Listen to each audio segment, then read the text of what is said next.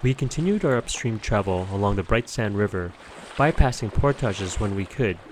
Besides, it was refreshing as it was a hot day. So we were just trolling on a big section of, I don't even know what lake this name is, but It jumped, right? I don't know. I saw something jump. So Ben thinks he's got something on the line here.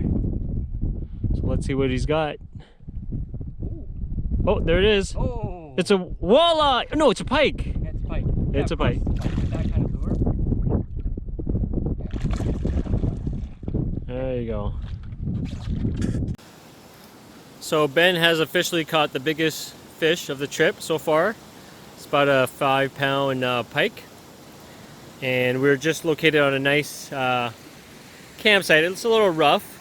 It's well used, and it's located beside a nice big drop and rapids. We didn't have any luck catching any walleye, but he persisted and he was able to pull in a pike, which will be great because we've got the fillet of another smaller pike, and even though it won't be walleye, at least we'll have a couple decent big fillets to have for lunch.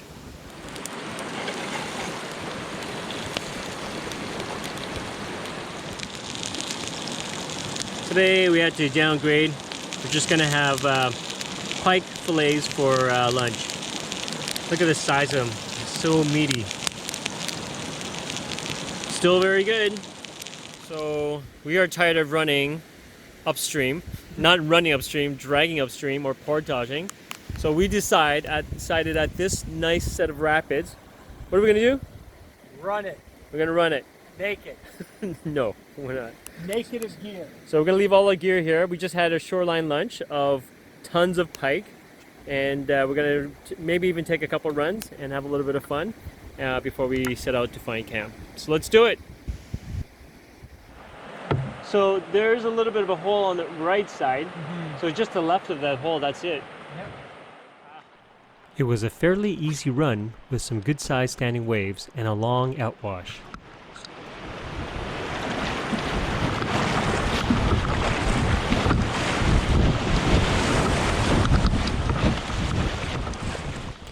It was a decent run, nothing too spectacular, but then we decided to try and surf in a hole. Okay. Oh, where do you want to? We can do it. You want to go higher a bit? In the hole? Try! Yeah, go. All right.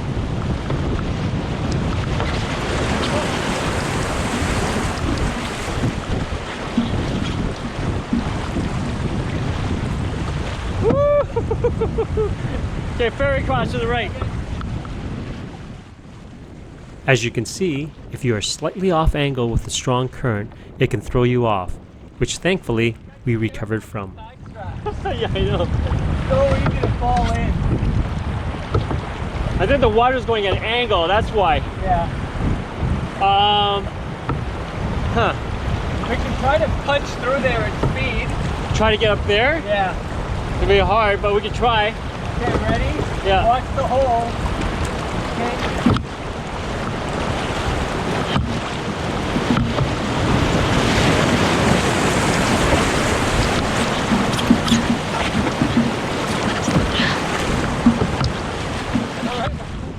Looking at the footage now, I could see we were still slightly off angle.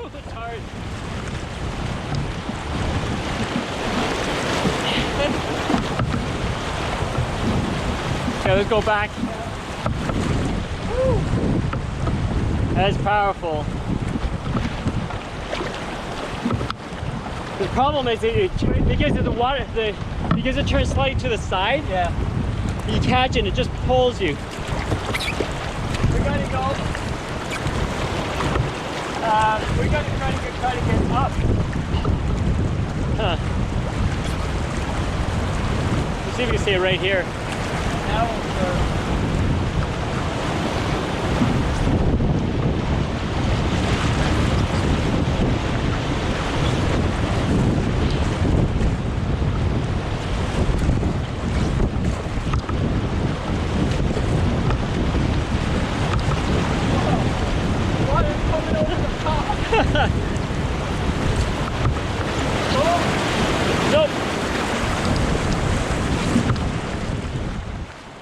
Despite trying again, I realized the angle of the drop, an extremely strong current, was too much to hold the canoe in place, so we aborted, thankfully with the open side up. The stream to recover a bit.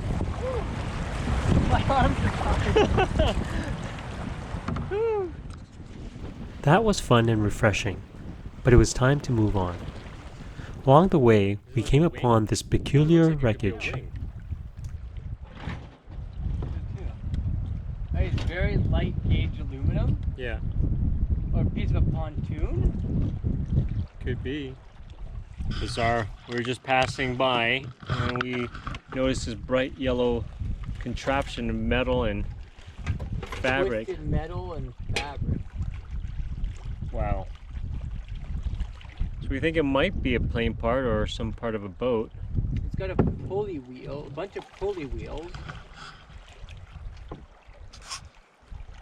What else other than a plane would have this fabric? Whatever it is, been here for a while. With no answers, we continued on and fished along the way. Eventually we arrived at our campsite for the night, beside a nice set of rapids.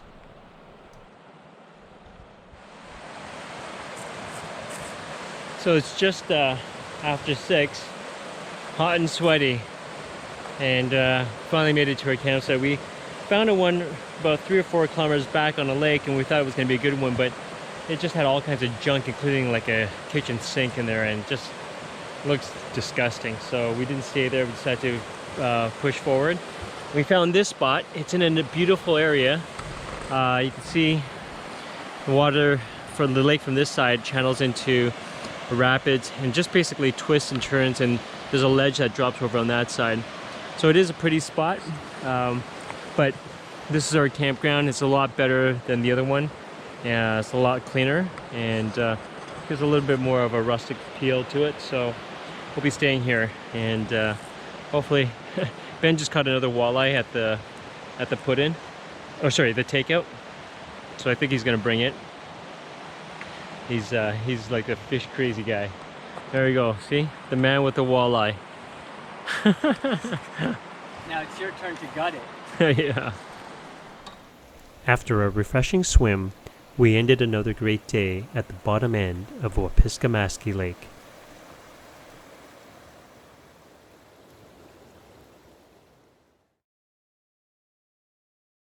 Is You it? want to be in fish overload? Well, I mean, why else did you come through all the cleaning? So good morning, this is day 4, and so because we're a little ahead of the game, we decided to take it easy and start a little later today by going fishing by the rapids by our campsite.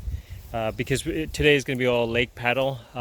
Really the only way to catch fish is trolling, and we're not really interested in catching more pike, even though the pike tastes amazing as well. But we lucked out. Look at this. We got a lock and lock container full of what do you call pickerel fillets. Ben wasn't able to luck out this time, and I was able to catch the 2 pickerel today. One good size, probably at least 2.5 pounds, and the other one's probably about 1 pound. And so we've got our fillets for shoreline lunch later on. So awesome! It's this trip is turning out to be quite amazing in terms of fishing, and I don't know. We were kind of talked about the possible record of having fish every day of this trip. Okay, so we're gonna get our gear and then we're gonna go paddle down this lake. So it's gonna be all lake paddle today. So let's get the day started.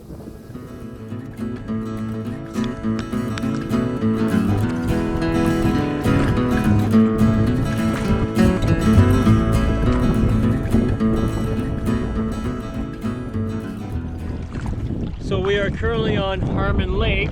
It's a big lake. It's there's big openings and then narrows in between.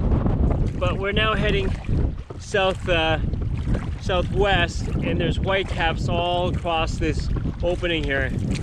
So we're going to try to get to the opposite shore and try to keep paddling south. But if it gets bad, we'll have to hunker down on shore. As you can see, it started to get increasingly choppy.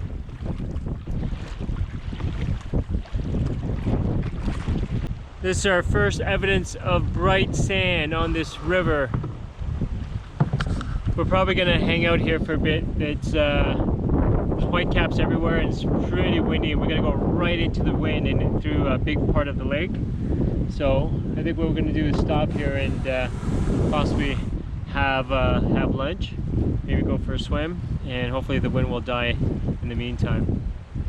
So if you look over there, there's an actual drum in the water.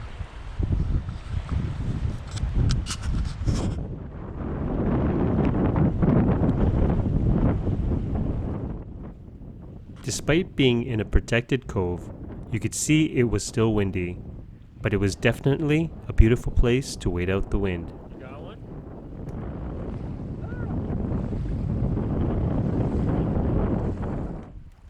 Which included a small beach with warm, shallow water.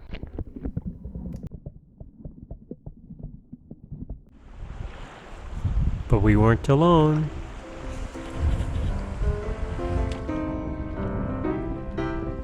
Look at all the toads! Whoa!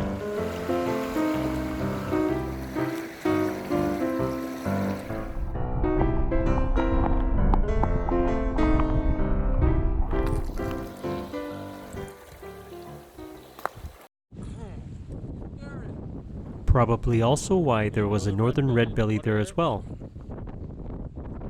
There you go.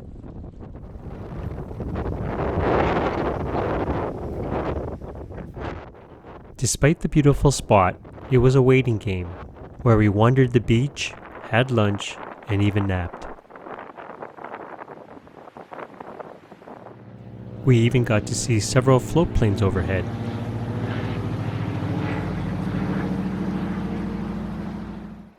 But as much as we loved this little oasis, it was finally time to go.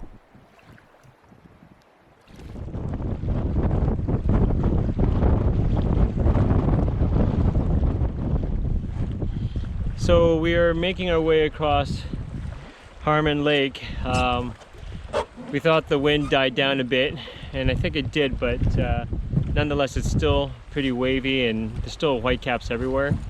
But we're making a little bit of progress at a time. We're just behind an island, tucked in a little cove, just for a few minutes to break, drink some water.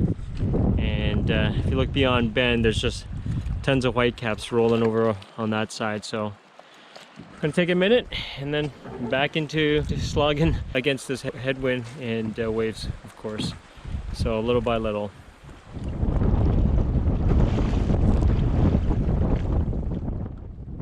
We eventually tucked into another pretty spot for a break before we made the final push to an island campsite.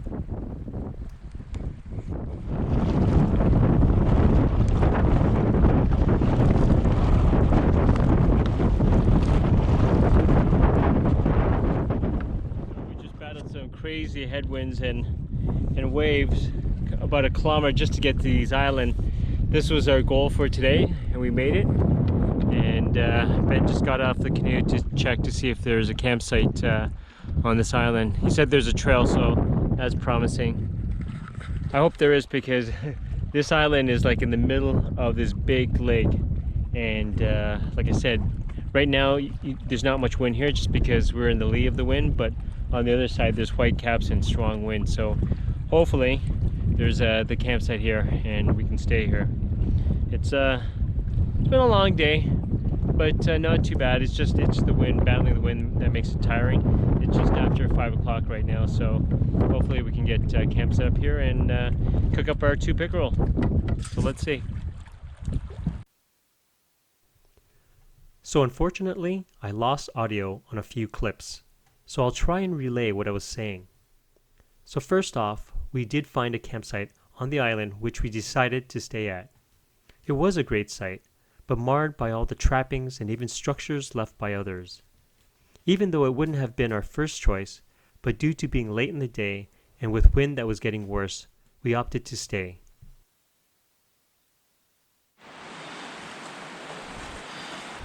One of the craziest things, you gotta check this out, is that we set up this bug shelter to this tree here. As you can see, the line right above there. But if you look here, with the wind blowing, howling like crazy, the root pulls up. Every once in a while it comes up really high, and there you go. It's kind of freaky. I mean, the wind's blowing away from us so that if it falls, it may hit the canoe, but there's a big rock here. That's kind of the trajectory that it's going to fall on. But still, you never know, right? You have to kind of be careful that it doesn't fall on the bug shelter on us. Being on a small island with little firewood and lots of wind, we opted to cook up our 2 walleyes in the bug shelter.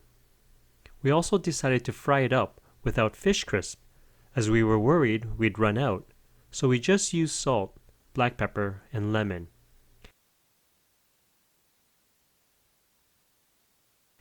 We can confidently say they were just as delicious.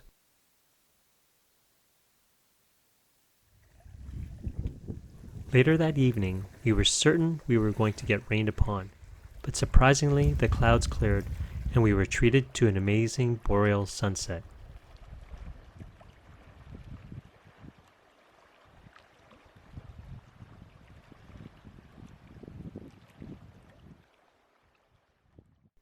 But before bed, we're making popcorn tonight. Oh, you heard.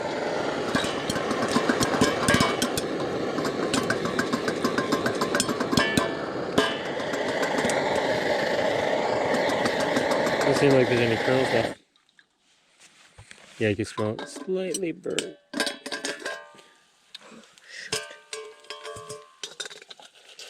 Here, put it in here. Put it in here. Oh shoot! I never do this in one of these pot. Like I always do it in the Dutch oven. Yeah. Which I think probably works a lot better. This just has a hot spot, right? Yeah. Well, we got most of the popcorn. And with that, we ended day 4 of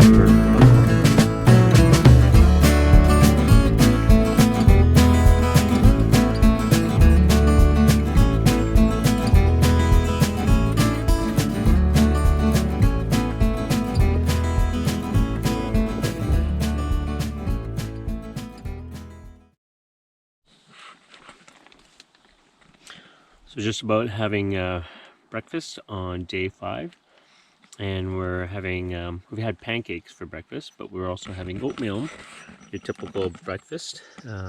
This one has a mix of coconut, sweetened coconut, I think apple, cinnamon.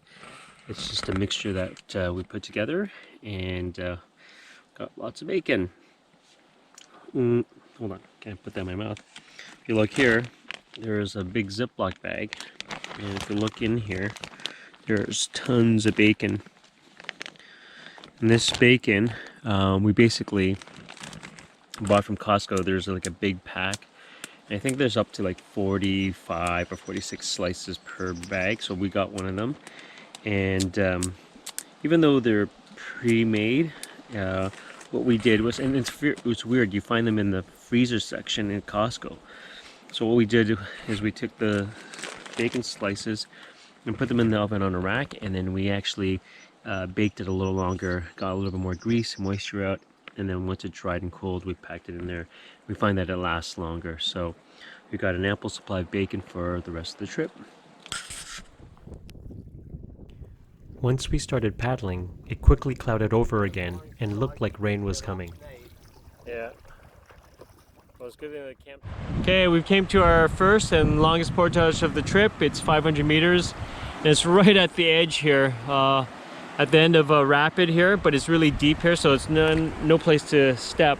But so we're gonna try going up this trail and start the portage. A little sketchy landing here. It's a beautiful spot here. I think I'm about midway through the portage. You can see the other second set of rapids over there. But I was bringing the canoe through, but it's so narrow I couldn't get the canoe to turn around here, so I had to dump it off, and I'm gonna have to force it through by hand. Ben, you want to come through? Because I couldn't make this turn. This tree's too tight. Go over there, dump this down, and well, we could drop it off here. This is still not the end of the portage, but it's a nice spot here. Wow. Yeah, so it continues to hurt, but we could stop here, fish. Get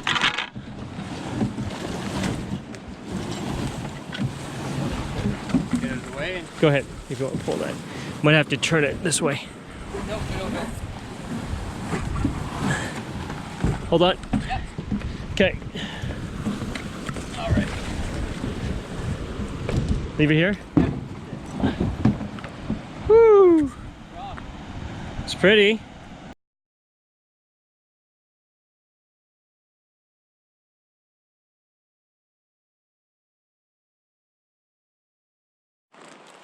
So what we got out of the canoe, it wasn't, I don't think it was the actual first takeout. There's actually multiple takeouts, but it's all very steep.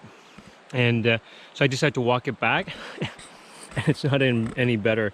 This one drops right down, goes all the way down over that way. So I'm gonna just go down and see show where the actual takeout is, because we didn't see it at all. But this would be challenging with a pack, let alone trying to get up with a canoe with all these trees in the way. Like, I don't know how they see. There's canoe markings here. They pretty much put it on its belly and just dragged it up because it's so tight here. Like, this would have to be sawed down. Obviously, this area needs a lot of maintenance, but it just drops down. So this would not be fun. Look how thick it is here. So the takeout is right here. It's not much further, but we passed it. I didn't even see any signs. Of course, there is no sign, right? How would you even know there's a portage here? We'd have to cut all these branches off. But yeah, that's it. So there's Harmon Lake, and we're leaving it once and for all. Okay, let's get back up and meet Ben. Woo-wee! It's the afternoon of day 6, and we are on a roll. Sorry, I'm just eating some sour keys because we're just hot, humid, and hungry. Actually, it's about noon right now. What I wanted to share was that we caught 2 more pickerel while doing this portage. There was a series of chutes, falls, waterfalls, big rapids that we were portaging around. We knew that this was the optimal place to catch walleye. Oops, there's deer flies. Oops, I let them go. Anyhow, and so Ben lucked out. He caught one good size, probably a 1.5 to 2 pound walleye. And just on this last portage, it was a nice drop, and we fished again. Actually, he caught a pike earlier, but he lost it. It got caught on his mouth, and the teeth cut the line. But that's fine, because on this last one we caught a walleye, a good probably a 2 pound, maybe even a little bit more, and he's filleting it right now. So I want to show you something. Here is the fillets. This is like 1 fish, 1.5. He's finishing the other side now. One thing that if you notice, this is a lock and lock. And it seems like a no big deal. I don't know if other people bring it, but this is something that we discussed years ago on a canoe trip, because quite often while you're traveling, you fish, and sometimes you catch a fish midway through the trip, and you still have got, quite a distance to go before you get to camp. Well, you don't want to be dragging fish behind a canoe, and we have done that, and we also carried a fish on a portage. It's not exactly the easiest thing or the best thing to do. So at that time we were thinking, I suggested, why don't we bring a lock and lock container? And so finally, after all these years, we've implemented it, and it's worked out great on this trip. So right now, while we're on this portage, he's filleting the fish, throw the guts away, so smell is not even near camp. We'll put the fillets into the lock and lock, and then we'll have it ready for supper. Now, we know some of you who are big into fishing probably know that you shouldn't leave the fillets in the heat or out for too long. And that's the thing, right? It won't be as fresh, but at the same time, you won't be torturing the fish either. So we don't mind the trade-off. And we did some research, and it seems like 5 hours seems to be the maximum amount of time that you can keep it, cut the fillets and leave it out well, it's not in the open, it's in a container, right? So what we'll do is put it into the barrel. We cover it nicely with some down jackets and stuff, so it will stay cool, so it won't be hot. And then it's ready. And we've been doing this for the last few days, and man, that lock and lock container. It's worked out great. So if you want a little piece of advice from us, we suggest, and you're big into fishing, we suggest that you bring a lock and lock too, because it'll make your life a lot easier. Okay, so enough rambling for now. Let me finish my sour keys, and yeah, we'll get the last fillet going, and then we'll get paddling again. That was thunder, eh? Crap. Yep.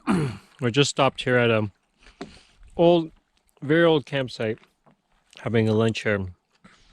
Just enjoying our cheese, cabbage, mustard, wraps, onion with pepperettes. Just heard thunder. That's not good. But this campsite's been around a long time. Look at this table that took a natural design off a tree that was of a jack pine that had already kind of fallen over. It's a really nice setup, and they apparently used to even have, see that? Mm-hmm. Some sort of lower table. Mm-hmm. Look at all that moss growing on this board. Old man's beard. Look like your whiskers. And check this out. They have an old gas container. Metal and all rusted. But hasn't been well used.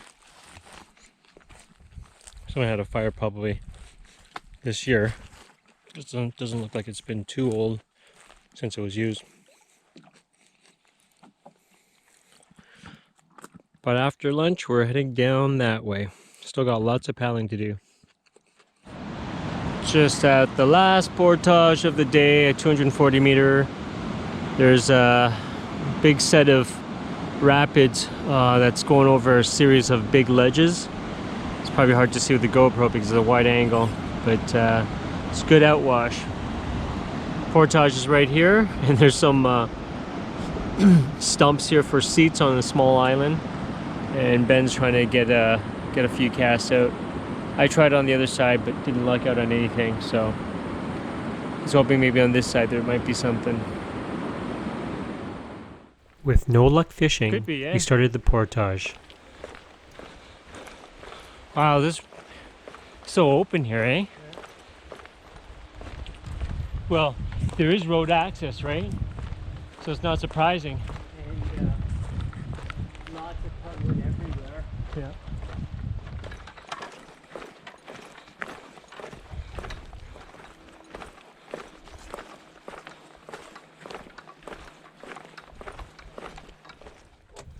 Now for the second carry. Yeah. At the end of the second carry, we met Kirk from Wisconsin, who was camping at the end of the portage. He was quite interested in hearing our story.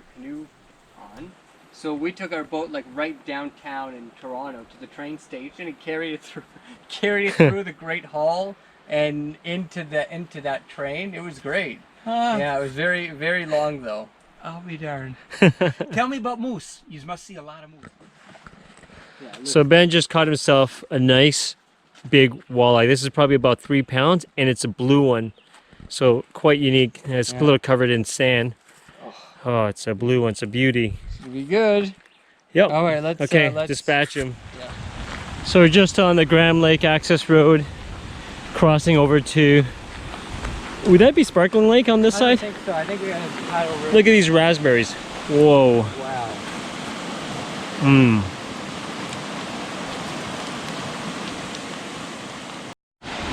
So this is the Graham Lake access road, and we're over there. That's where we caught the fish, but there's no way we can paddle up this or even line it. So we had to portage from this side over to the other, but along the way I just saw a bunch of raspberries, so I'm gonna munch on these before I get to the canoe. Look at that, beautiful raspberries, eh? Mmm. So sweet. Mmm. That's delicious. Good timing.